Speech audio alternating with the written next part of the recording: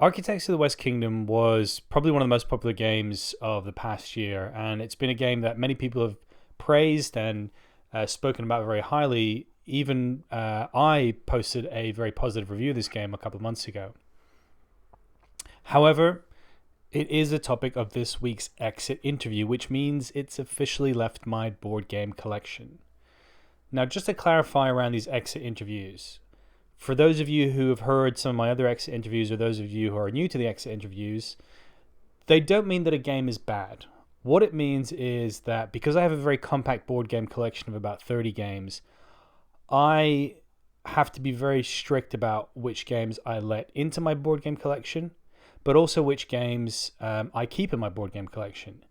And I try to apply very strictly the concept of one in, one out. So if I ever want a new board game, I need to think about getting rid of one of the existing games in the collection. And that's often a very difficult and tough process. So, sure, if I had a bigger collection, if I had more space to store more games, and that was the approach that I was taking to my collection, this exit interview series might not even exist. But as it stands, I think it's something to just give you guys a peek behind the curtain, so to speak, as to what was my thinking process about letting these games go. With that being said, let's move into the actual discussion around why I let this game go. Now, it all kind of starts with the first reviews and playthroughs of this game that I saw. I love the artwork. I love the worker placement mechanism. I'm a big fan of worker placement. And I quite like the twist on traditional worker placement games whereby you can capture some of your opponent's workers and sell them off to make some money. But there was always some sort of nagging feeling that I had at the back of my mind about this game, that there was some sort of spark missing. And despite that, I decided to take the plunge and picked up a copy of the game. Great artwork, as I said, compact box, which is really cool, and a very accessible and fun game. And I've actually enjoyed all of the plays I've had of this game. I've played it at different player counts, and I've probably played it about 7 or 8 times in total before letting it go. So again, I want to emphasize this is not a bad game. But I think one of the greatest strengths of this game is perhaps also its weakness, and that is that mechanism around capturing other players' workers. It never really felt to me like capturing other players' workers was that big of a deal, because in the first few rounds of this game that you play, first few turns rather, people start getting a bit carried away and they spam the different worker placement slots with lots of workers, and then somebody will eventually capture their workers. And then as soon as that starts to happen, people start figuring out, oh, okay, if I put a bunch of workers down, somebody's going to capture them. So what ends up happening is that the gameplay kind of auto-corrects the game design around pushing your luck with lots of workers and sort of that fun of seeing how many workers you can slot into a space before they get captured. People start then to play quite defensively, or they'll make sure that they've got some workers in the town center. So if you capture their workers and sell them off, they're going to capture your workers, sell them off, and then make enough money to regain their own workers. Especially as the turns progress, you tend to have a couple of workers over at the prison worker slot, so it becomes quite easy for you to do things like selling workers and then freeing your own workers. So I think that main kind of twist in the plot starts to become played out quite quickly.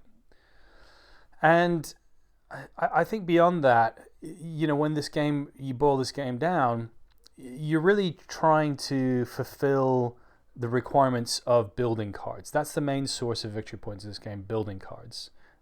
Sure, you need to get the special workers or apprentices to be able to build the various building cards, but that's not very difficult. But ultimately, if you don't build those buildings, you're not going to have a great chance of winning the game. Obviously, being in the cathedral and having high virtue, it helps a lot, and I'll come on to that in a moment. But really, those building cards are at the core of the game. And to me, it kind of reminded me a little bit of Century Spice Road, where you're kind of generating cubes and fulfilling these contracts. It's ultimately the same mechanism that we've seen in other games like Lords of Waterdeep, and quite a few other worker placement games where you're really trying to fulfill the objectives of a card, which is fine and makes a lot of sense. But it kind of feels like this game has a little bit too much going on, a few too many layers for what is ultimately at its core a kind of card requirement fulfillment game. I also mentioned the virtue track earlier. Another cool concept in this game, there's not just victory points, there's also virtue points. If you go up on the virtue track, you can do certain things. If you go down, you can do other things and are prevented from doing other things. What I mean by that is that your virtue ranking dictates some of the actions you can take and some of the actions you can't take, which is cool. Fun idea, and I actually think it adds a nice little bit of spice to the game. However, I've not really seen many people play this game unless they really make a concerted effort to move up into the virtue tracks. Why is that? Firstly, being higher on the virtue track means you get more victory points. Secondly, if you're quite low on the virtue track, you cannot even attempt to build out the cathedral. And that is quite a significant chunk of points towards the end of the game. So if you're going for a low virtue strategy in this game, you will be completely denied the points from the cathedral. So again, where this initially seems like a cool concept of like, how do you want to play the game? Do you want to be, a bad, evil architect, or do you want to be a good architect? And just as a side note, you don't ever lose virtue for human trafficking your opponent's workers to the keep. That may have been an oversight from a thematic perspective, but I'll leave that to the side for now. As I was saying, that interesting concept around the virtue track, it feels a little bit hamstrung in a sense that, yes, it's interesting perhaps for the early game, but as you move through the game, you really need to get up that track if you want to score the points. Beyond that, I would say that the game also includes asymmetric character abilities, which is really cool, but if you have a character that is sort of geared towards being lower in virtue, you're going to have even a bigger challenge of climbing up the virtue track towards the end of the game to try and minimize the negative victory points that you get from being lower on the virtue track, or actually try to gain positive victory points, or even attempt to build in the cathedral. So that also seems a little bit, I guess, imbalanced in a way is the word that I would use. So all in all, I think this is a really good light to mid-weight worker placement game. It's a fun, easy to learn, easy to teach game that plays very, very quickly. It looks great. And, I said all the other positive things that I said about it last time around when I reviewed it, and all of those still stand. But I think for me, after about 5 plays, I just felt like I'd been there and done that with this game. And I just really had no motivation to grab it back off the shelf or bring it to the table again, because I felt that, once I'd seen the way the structure of the game works, I didn't really feel like there was anything else to do. And also beyond that, I felt somewhat straitjacketed by the game that I couldn't really test extreme strategies or vastly differing strategies and still pull off a win. And for me, that just became less and less interesting. So all in all, I have a lot of respect for this game, and I can understand why people really enjoy it. But for me, I feel that if I had to summarize it, there was a lot of stuff thrown into this game that perhaps wasn't as interesting as it seemed on first play.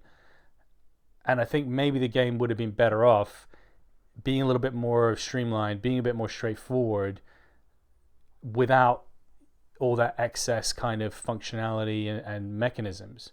And actually, one of the interesting things for me is that people, when I initially posted my positive review of this game and people were asking about this game, they asked me how it compared to Raiders of the North Sea. Now, I've only played Raiders of the North Sea once, but I would actually say out of the two, that's the better game for me. Why? A, because I think it's a more streamlined game, it's a more elegant game. I actually think the worker placement mechanism in that game is more clever and more interesting. I also think the decisions can be a bit more painful. Architects of the West Kingdom, you can kind of almost get anything you want anytime you want it. Raiders of the North Sea, you might be missing the right type of worker. Somebody else might take the resource you were planning on grabbing to do a raiding mission, and really screw you over. And I actually think Raiders of the North Sea had more high level and memorable moments of fun. There was some really enjoyable, fun high points of the game where you're like, oh God, you just took that last resource. I really needed that to go on the mission.